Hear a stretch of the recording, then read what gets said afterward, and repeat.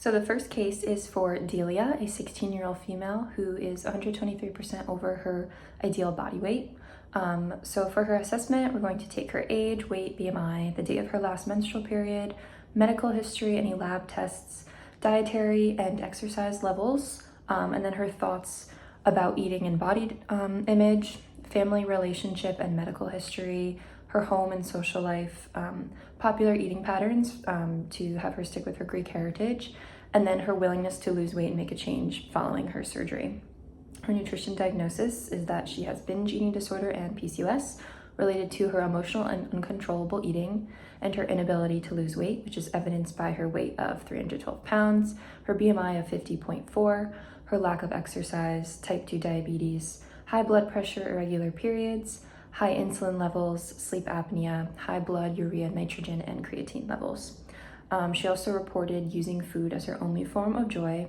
She often eats in secret to avoid shame. She has a lack of body confidence and is perceived to be not liked by her friends due to her weight. She's aware of her overeating, but it's out of her control. She finds herself snacking late at night because she's still hungry after dinner.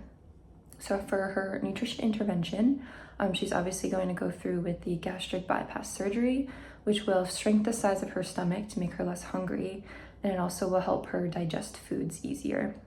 But this will lead to changes in her hormone levels, bacteria, and GI substances that will affect her appetite and metabolism as well. So we just need to make sure she's aware of this before the surgery.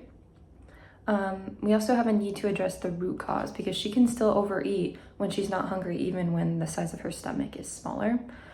So really focusing on a diet that consists of more protein and fiber to keep her full throughout the day so she's not hungry immediately after dinner, and then less sugar as well to avoid crashes. We're also going to need to find an exercise that she enjoys so that she'll stick to it. She mentioned really liking volleyball, and maybe this could establish a sense of community for her as well. And even emphasizing the importance of walking or other lower intensity exercises as well. Also, group therapy can help her as well because she can establish a sense of community without fear of being judgment in order to increase her self-worth. And then we also need to bring in the family members as support. So her mom can meal prep for her when she knows she's going to be working later hours. We can also brainstorm some healthy meal options for her to cook or learn how to cook when her mom is away. And then on her dad's side, we need to focus on still making sure that she can participate in her Greek heritage traditions.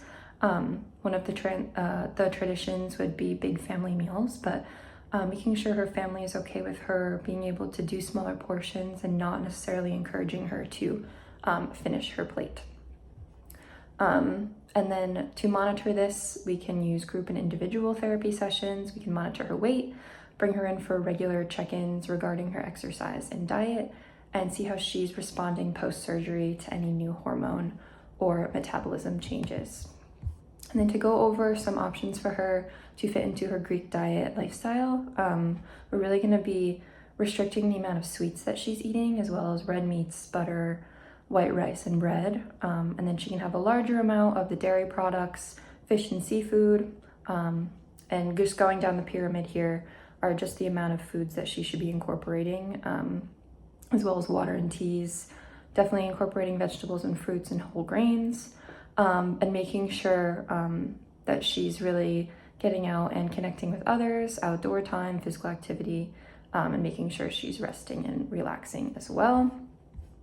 And then just an infographic on healing her binge eating disorder. Some tips: don't restrict your food because that can lead to binges later on.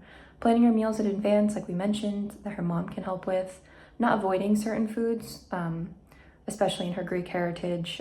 If she's not able to incorporate the Greek foods that her family loves to eat, then she's not going to be able to sustain this diet. Making sure we're identifying any triggers of binges. So her emotional eating could be based on the state of her emotions, sadness, or boredom. So really getting to the root cause of that, which can be fixed or helped at least through therapy. And then letting go of any harsh self-criticism, which is something that group therapy can help her with as well. Thank you.